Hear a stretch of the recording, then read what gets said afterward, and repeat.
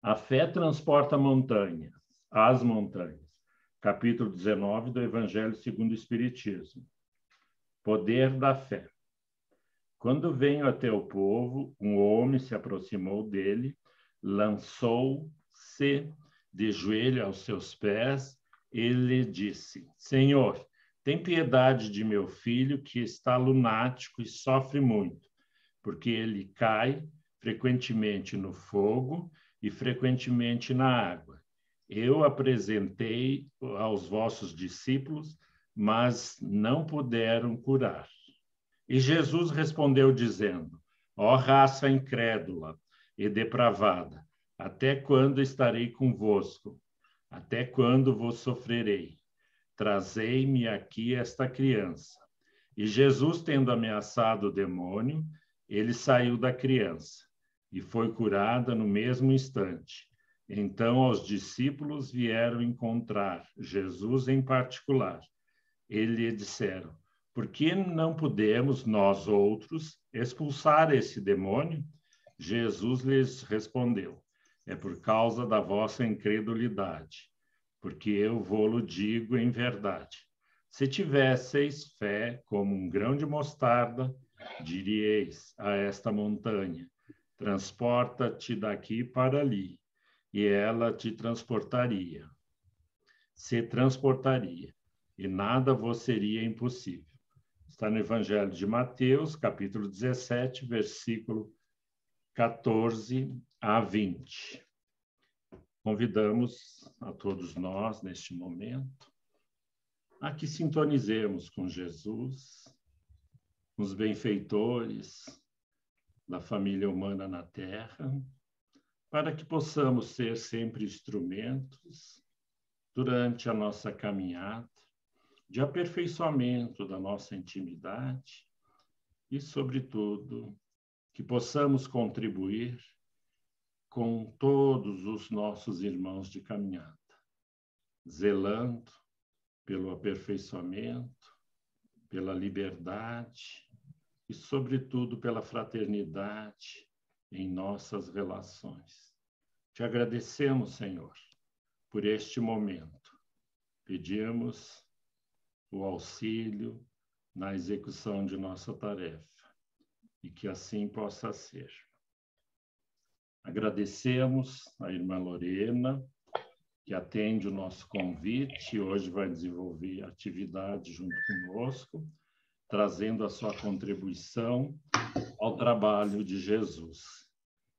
Transfiro a palavra para a irmã Lorena, ela desenvolverá o tema, trabalhadora do Centro Espírita Alunos do Bem, em Caxias, e contribui com o nosso canal, na Casa da Redenção. Gratidão, Lorena, por acolher o nosso convite. Com a palavra, a nossa irmã Lorena. Eu fecho o microfone aqui para ficar seguro. Ok. Obrigada, Flávia. Eu aqui me sinto honrada e agradecida por também ser útil a esse trabalho, a essa tarefa. Mas nós vamos conversar hoje sobre os desafios evolutivos. O que nós entendemos por desafios? Então, a gente muitas vezes vai lá no dicionário, né, para ver qual é a definição. E a gente leu assim, em alguns pontos. Ato de incitar alguém para que faça algo. Situação ou grande problema a ser vencido ou superado. E evolução? O que é evolução?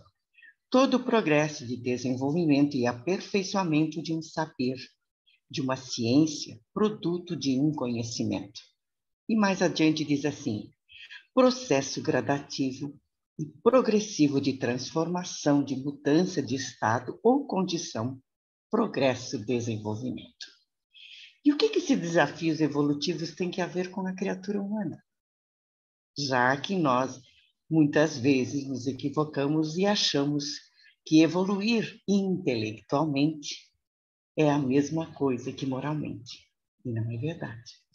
Intelectualmente, nós educamos a nossa inteligência, mas moralmente, nós educamos a nossa alma. Conforme a criatura humana vai vivendo, ela tem ao seu alcance sementes. Por isso a gente fala tanto dentro da espiritualidade sobre a semeadura. E muitas vezes, por ignorância, a criatura humana esquece de selecionar as sementes que ela quer semear. E a reveria, ela vai semeando, sem se dar conta que há um momento da sua existência que ela necessita colher. Porque tudo que é semeado tem um tempo de amadurecimento e tem o tempo da colheita. Quando isso acontece, muitas vezes, ele vai colher e ele se sente extremamente desafiado, porque ele não se dá conta, ou se dá conta, ele percebe que o trabalho é muito grande. Como é que ele vai colher tantas coisas que ele, pelo véu do esquecimento, esqueceu que semeou? Mas Deus, na sua infinita bondade, ele nos dá realmente o véu do esquecimento para que a gente consiga dar conta do recado. Ele nos perdoa sempre, percebendo nossos enganos e também que ignoramos muita coisa. Ele nos incentiva ao retorno, nos dando uma nova oportunidade. E o verdadeiro perdão dele é esse recomeçar, numa nova reencarnação, num novo corpo, feito exclusivamente para nós.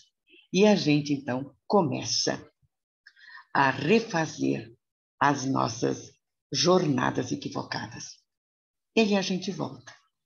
É por isso que nós, dentro da doutrina espírita, acreditamos que a reencarnação é uma das ferramentas essenciais aos nossos desafios evolutivos. O homem semeia na terra o que colherá na vida espiritual, os frutos de sua coragem ou da sua fraqueza. Então, na erraticidade, nós nos damos conta do que semeamos enquanto estávamos no mundo físico. E nós, então, vamos pedir a Deus que nos dê uma nova oportunidade. Então, nós recomeçamos. E como esses desafios se aparecem na nossa vida? Como eles se apresentam? Muitas vezes como sensações físicas ou emocionais. Quando a dor é física, a gente detecta. Dói um dedo, um pé, ou a gente se corta, a gente percebe onde é que está essa dor. E quando a dor é moral, onde é que ela se manifesta? Ela se manifesta como sentimentos que não conseguimos detectar. Angústias, uma pressão no peito, a sensação de que o nosso coração vai sair pela boca. E a gente não entende o que isso significa. E nós chamamos isso de dor. E por que essa dor existe? Na realidade, a dor é uma lei de equilíbrio e de educação. E ela está seguindo os nossos passos, sempre. Como diz Francisco de Assis, a nossa irmã dor. Nós nos defrontamos com ela em cada volta do caminho. Todos estamos acompanhados pela nossa irmã dor. Diz que o sofrimento da criatura não é, muitas vezes, mais do que a repercussão das violações de ordem eterna por nós cometidos. É uma necessidade de ordem geral como agente de desenvolvimento e condição de progresso. A dor é uma condição de progresso? Sim. Sofre só um indivíduo? Não. Todos sofrem, independente da classe social, independente do meio em que vive, todos nós sofremos. Então, pela vontade, podemos vencer a dor, ou, pelo menos, fazê-la redundar em nosso proveito, fazer dela um meio de elevação. Como assim? Nós temos um exemplo fantástico, que são as Paralimpíadas. Alguém já parou para ver como são os atletas da Paralimpíadas, às vezes são só um pouco, existe só o tronco. Às vezes, alguns membros faltam, a visão falta, a audição. E, no entanto, nós percebemos a vontade de superação que têm essas criaturas. Às vezes, nós, com um corpo perfeito, que temos tudo em boas condições, não aproveitamos como eles aproveitam. Eles desafiam os próprios limites, eles desafiam a própria carência de órgãos e sobem ao pódio. Eu sempre digo, se eu cair na água, eu me afogo, eu não sei nadar. E, no entanto, Deus me revestiu com uma indumentária física aparentemente sem defeitos. Eu digo aparentemente porque muitas vezes há dentro de nós mecanismos que estão doentes. Mas, olhando no visual, não sei nadar. Eu me afogaria. E eles fazem o quê? Me mostram que as suas limitações vencem todos os preconceitos, todas as dores que, porventura, estejam no seu caminho. Nós temos também, dentro da doutrina espírita, um exemplo de Jerônimo Mendonça, de o gigante deitado ele era chamado. O rapaz que nasceu normal, sem nenhum tipo de situação aparente, e desenvolve, no início da sua juventude, uma doença. Ele acaba numa cama que foi projetada pelos espíritos com aquele modelo capaz de dar a ele um certo conforto. E Jerônimo Mendonça também ficou cego. Mas ele não se acovardou diante da vida e nem se automutilou por causa disso, mais do que já estava. Pelo contrário, os amigos compraram uma Kombi e o levavam para fazer palestras. Ele, deitado naquela cama, ele proferia palestras fantásticas, levando Jesus para todos aqueles que queriam escutá-lo. Então, nós temos ali exemplos de superação, exemplos de que a dor pode redundar em nosso benefício. E feliz daquele que consegue isso fazer, porque revertendo a ordem da situação em que vive, ele extravasa o que tem de melhor dentro dele. Então, abençoada seja a dor, que assim se manifesta para fazer a criatura humana sair de si mesma, de dentro de si mesma, para mostrar que é luz. Nós temos na obra O Problema do Ser, do Destino e da Dor, algumas situações que a gente vai pensar para a nossa conversa. E uma delas é uma frase que Leon Denis traz e que é atribuída a Miguel Ângelo, que dizia assim: concentra-te e faze como o escultor faz a obra que quer aformosear. Tira o supérfluo, aclara o obscuro, difunde a luz por tudo e não largues o cinzel. Meu Deus, é magnífico isso, se nós trouxermos para o trabalho interno que devemos fazer em nós. E Leon Denis vai mais longe, ele diz assim: nossa alma é nossa obra, com efeito obra capital e fecunda, que sobrepuja em grandeza todas as manifestações parciais da arte, da ciência e do gênio. O quê? Quer dizer que, então, eu, como escultora da minha alma, eu posso superar, inclusive, todas as manifestações parciais da arte, da ciência e do gênio? Claro, claro que nós podemos, porque nós somos luz e essa luz está dentro de nós. E Miguel Ângelo, nessa frase, ele faz o que ele diz para nós, que nós temos que fazer como escultor.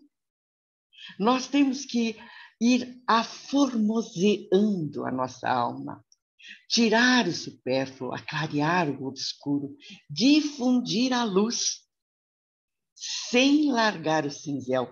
E quem é o cinzel aqui da nossa alma? Quem é o cinzel da nossa alma? A dor. A dor faz esse trabalho em nós. Ela cava ousadamente nas profundezas da consciência. Aqui o trabalhador inábil não podiam, não sabia chegar. Desobstrui-lhe os recessos, modela-lhe os contornos, elimina ou destrói o que era inútil ou ruim e, do mármore frio, informe, sem beleza, da estátua feia e grosseira que nossas mãos mal tinham esboçado, faz surgir com o tempo a estátua viva, a obra-prima incomparável, as formas harmoniosas e suaves da divina psique. Meu Deus, esse Leon Denis, para mim, é tudo de bom em termos de harmonia, de leveza. Por que falar da dor com essa sintonia? Meu Deus, faz a nossa alma também galgar um patamar diferente. Quero abrir um parênteses para dizer que quando comecei a ler, depois da morte de Leon Denis, eu queria morrer. Eu queria morrer. Porque ele me envolveu tanto na doçura das suas vozes, da sua maneira de colocar a morte, que eu queria experimentar como era. É lógico que o tempo foi me mostrando que quem via a morte daquele jeito era alguém que já a entendia, e não essa que vos fala, que ainda está longe de poder galgar um grau maior de espiritualidade. Falta muito ainda. Mas a gente está na caminhada, graças a Deus. E nas horas de provação? Se nessas horas de provação soubéssemos observar o trabalho interno, a ação misteriosa da dor em nós, em nosso eu, em nossa consciência, compreenderíamos melhor a sua obra sublime de educação e aperfeiçoamento. Quando a dor nos visita, a gente deveria fazer como o anfitrião faz quando recebe uma visita. Abre a porta, convida para entrar, oferece a cadeira e vamos bater um papo. Mas para isso nós precisamos amadurecer, para entender essa função da dor. Porque ela fragiliza o ser humano. Mas é no momento de dor, de desespero, que mesmo aquele mais revoltado possui momentos de reflexão. Se questiona o porquê daquilo. Busca entender qual é a finalidade da dor que o visita. Então, muitas vezes, nós precisamos compreender a visita que a dor quer nos dizer. Qual é a mensagem que ela quer nos trazer? E se nós observarmos todos os grandes missionários, Francisco de Assis, o nosso Chico, o nosso Divaldo, o que eles têm? Eles têm dor, eles passam dores. O Chico sofreu. Francisco de Assis, se nós olharmos a história de Francisco de Assis, a gente fica com vergonha, porque quando a gente sente uma dor de cabeça, o que a gente mais quer é tomar um remédio rápido. Então, assim, Francisco fez todo um trabalho de amor, dedicação, ficou cego, teve pneumonia, morreu quando ele desencarnou, ele estava com a lepra. Então, assim, é um espírito que, através da dor, demonstrou todo a sua resignação, a sua aceitação. E muitos outros missionários fizeram a mesma coisa. Então, o que nós podemos dizer? Que a dor é como uma asa dada à alma, escravizada pela carne, para ajudá-la a desprender-se e a elevar-se mais alto. Quando a gente fala assim, mas por que Deus deixou acontecer, que aquela pessoa se tirou a vida ou cometeu tal? Deus não interfere na vida da criatura. Ele manda a dor como uma ferramenta a ser utilizada pela criatura para poder se equilibrar, se conhecer, se autoajudar. A dor não é uma punição. A dor é uma ferramenta que dá asas à alma. Então, nós precisamos entender a sua função. Certa vez, um colega meu me conta que um amigo dele estava observando uma borboleta sair do casulo. Da lagarta entrou para o casulo e nós sabemos que depois ela sofre uma metamorfose e se transforma em borboleta. Quando ela estava saindo do casulo, ela fazia um esforço muito grande. Ela conseguiu colocar uma asa para fora. E a outra, ela lutava para conseguir. Ele, compadecido da borboleta, o que ele faz? Ele disse, eu vou ajudar a borboleta.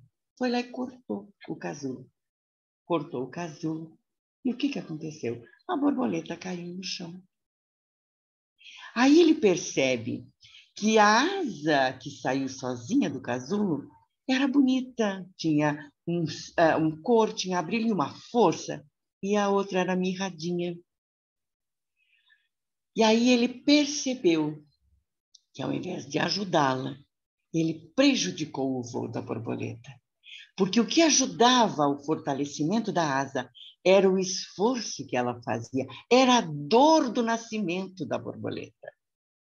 E muitas vezes a gente, na pressa de ajudar, sem exercitar a paciência, a gente acaba estragando aquela situação que podia ser uma situação de alegria, de júbilo. Então, nesse sentido, precisamos ter calma, paciência, porque tudo tem seu tempo, tudo tem a sua hora. A vida não dá saltos, nem a nossa evolução. Tudo é muito tranquilo, paulatino, e nós precisamos nos encaixar nesse mecanismo. Dentre os vários graus evolutivos, como se manifesta essa dor? Como é que ela se manifesta? Para as almas más, para aqueles que são maus, necessitam de várias operações. A alma que ainda é brutalizada, que é maldosa, precisa de várias operações. Vamos dar o exemplo da natureza. Quando a gente vê uma árvore, um pessegueiro florido, inúmeras flores, não vemos uma folha, é só flor. Todas as flores se transformarão em frutos? Não. Só alguns. Só alguns foram submetidos a várias operações. Só algumas. Na mesma coisa, as almas más. Algumas coisas elas vão modificando paulatinamente. Vão precisar de muitas operações. E as almas gastas, mal acabadas, essas tocam os sofrimentos físicos, as dores violentas. E a gente vê isso todos os dias. Sofrimentos físicos, dores violentas, que arrasam a criatura humana. E as almas egoístas, as avarentas, a perda da fortuna, as negras inquietações, os tormentos do espírito. E as almas delicadas, como as mães, as filhas, as esposas, os tormentos ocultos, as feridas do coração. Ah, se a gente questionasse essa turma que a gente falou, as mães, as filhas, as esposas, a gente iria perceber tormentos ocultos, feridas extremamente dolorosas na alma ou no coração. E as almas nobres, dos pensadores e dos inspiradores? A dor sutil e profunda que faz brotar o grito sublime, o relâmpago do gênio. Quando Miguel Ângelo esculpia uma das suas obras, a perfeição era tão grande que no final ele dizia: parla, porque só faltava falar. Quando Thomas Edison, depois de muito trabalho, conseguiu trazer a lâmpada à humanidade, imagine o que ele deve ter sentido. E quando Newton descobriu a gravidade, tão importante para as descobertas que faz com que a gente hoje vá para a Lua, né? E saiba tanta coisa a respeito. O que há por trás disso tudo? Alguém invisível que dirige a ação e a regula segundo a necessidade de cada um, com arte, sabedoria infinita. Quem é? Deus, o nosso Criador, que aumentando a nossa beleza interior, nunca acabada, sempre continuada de luz em luz, de virtude em virtude, até que nos tenhamos convertidos em espíritos celestes. No dicionário de Deus, a paciência é eterna. Ele não tem pressa. Ele vai esperar por nós. Ele vai deixar que a gente faça como a gente quer. Mas ele também vai colocar em nós uma pitadinha de dor sempre que necessário, para dar um empurrãozinho amoroso na sua obra inacabada que somos todos nós. A nossa alma terá que adquirir asas, sim, mas nós precisamos nos esforçar, ir buscar o nosso aprimoramento. E quando esses desafios atingem o seu objetivo? Bezerra de Menezes tem uma frase que diz assim: quando a dor de mudar é menor do que a dor de deixar como está. Assim, quer dizer que, então, quando a gente resolver mudar, as coisas mudam? Sim. As pessoas têm aquele jeito de dizer, eu faço sempre a mesma coisa. E dá sempre errado. Então, o nosso querido Bezerra diz, né?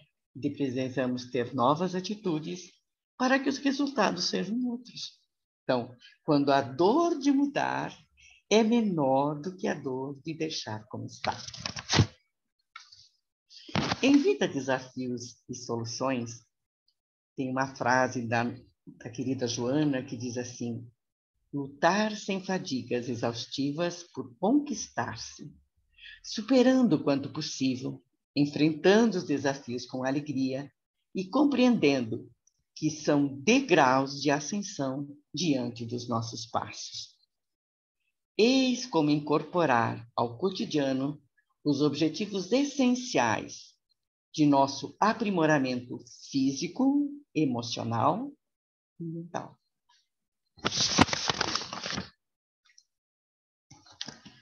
O passado, por isso mesmo, não pode servir de parâmetro, senão para aprender como não repetir os erros, pois que é irrecuperável, no entanto, reparável.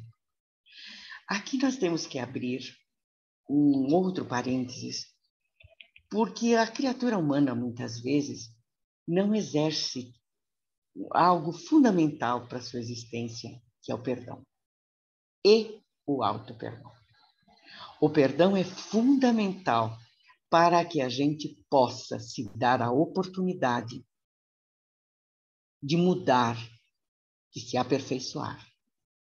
Quando falta o auto-perdão, a gente vai reencarnar com aquele sentimento de culpa, porque não conseguiu justamente pôr em prática esse auto-perdão a si mesmo.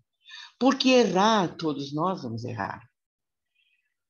Quer dizer que, então, depois que me conscientizo do erro, eu não erro mais? Não. O erro vai ser uma constante dentro da nossa vida. Porque nós só sabemos que está certo depois de havermos errado. Mesmo que o nosso erro, aos olhos da humanidade, aos olhos dos outros e aos nossos próprios, seja imperdoável, Deus, que é Pai, não nos condena, por que a gente se condena? Diz que tudo está certo, nada está errado. Então, a cada erro nosso, o que é que nós devemos fazer? Nos punir? Nos automutilar? Nos abandonar? É isso que devemos fazer? Ou analisá-lo, perceber o que sabíamos naquele momento?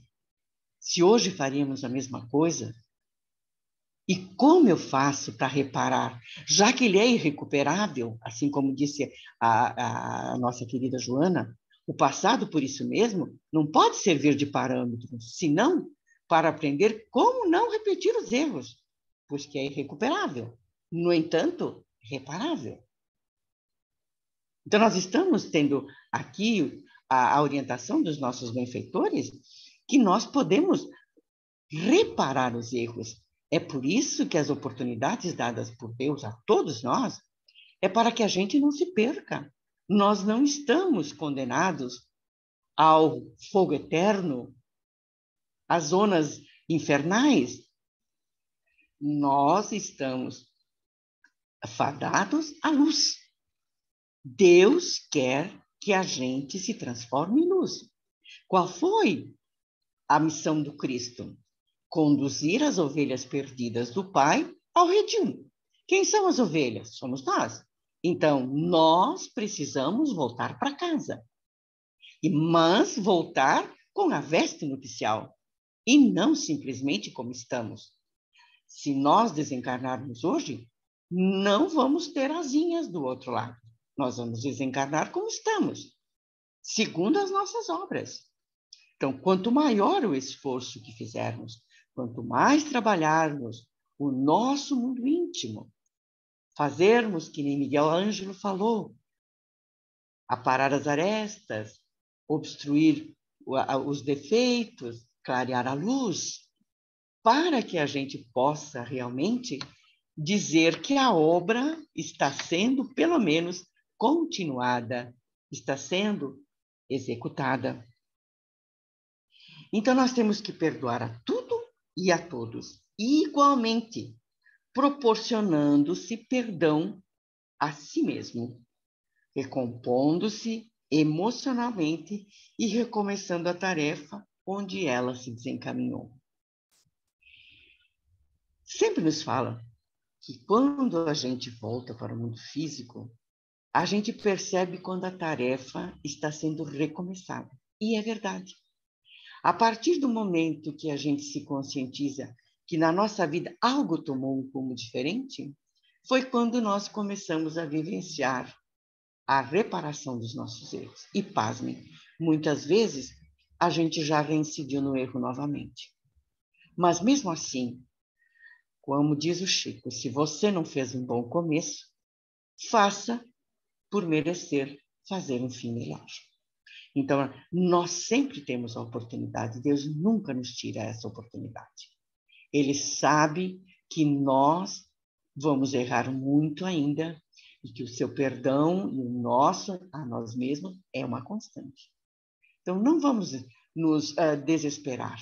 A cada tropeço, fiquemos menos tempo recaídos, magoados, sentidos. Levantemos, fazemos como a criança, cai, levanta, até que fica de pé. Um dia nós vamos ficar de pé. Na pergunta 167 do Livro dos Espíritos, diz assim, qual o objetivo com a reencarnação? Expiação, melhoramento progressivo da humanidade. Sem isto, onde a justiça divina? Então, se Kardec, quando fala com os benfeitores, e eles nos dizem que é o nosso aperfeiçoamento, o nosso melhoramento progressivo, não vai dar saltos. Então, assim, nós vamos e voltamos muitas vezes ainda, nós precisamos de muito trabalho em cima de nós, mas não temos o direito de nos abandonar, porque a gente não conseguiu fazer o melhor até o momento em que a gente se dispôs a dar uma continuidade à nossa evolução. Ah, mas eu errei. Não tem importância, levanta de novo. É como diz aquela música, levanta, sacode a poeira e dá a volta por cima.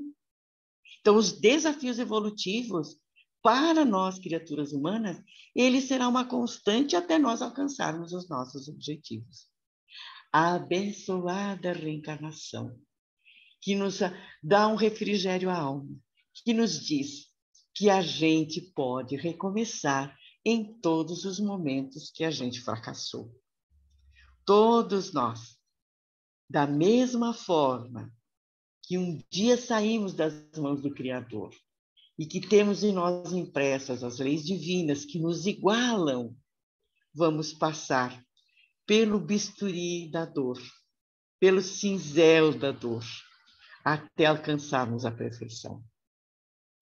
Espero que a nossa conversa fraterna tenha auxiliado a nós e a todos aqueles que nos escutam. Eu gostaria de ler um soneto que diz assim, que está no Parnaso do Além-Túmulo. Consolai. Se eu pudesse, diria eternamente aos flagelados e desiludidos que sobre a terra os grandes bens perdidos são a posse da luz resplandecente. A dor mais rude, a mágoa mais pungente, os soluços, os prantos, os gemidos, entre as almas são louros repartidos, muito longe da terra impenitente. Oh, se eu pudesse, iria em altos brados, libertar corações escravizados sobre o ente de enigmas profundos. Mas dizei-lhes, ó vós que estáis na terra, que a luz espiritual da dor encerra a aventura imortal de outros mundos. Chegamos assim ao fim da nossa explanação e queremos nesse instante, aproveitando a sintonia com os nossos benfeitores espirituais, com aqueles que dirigem os nossos passos na direção de Jesus, mostrar, expressar a nossa gratidão por nos conduzirem de forma tão amorosa, pacienciosa, delicada, aos rumos novos da nossa alma, que se debate muitas vezes em conflitos, mas que também se alça como agora, sentindo os prazeres das companhias espirituais amorosas, que nos envolvem sempre com o seu amor. A todos aqueles que estão nos escutando, que Jesus nesse instante, que a Mãe Santíssima, nossa Mãe amada também, envolva todos nós num abraço fraterno e amoroso, e que em companhia deles possamos, através do pensamento, abraçar todos aqueles que nos são gratos ao coração, mas também aqueles com quem não temos afinidades, para que possam também, como nós, serem agraciados por essa bênção divina da fraternidade amiga.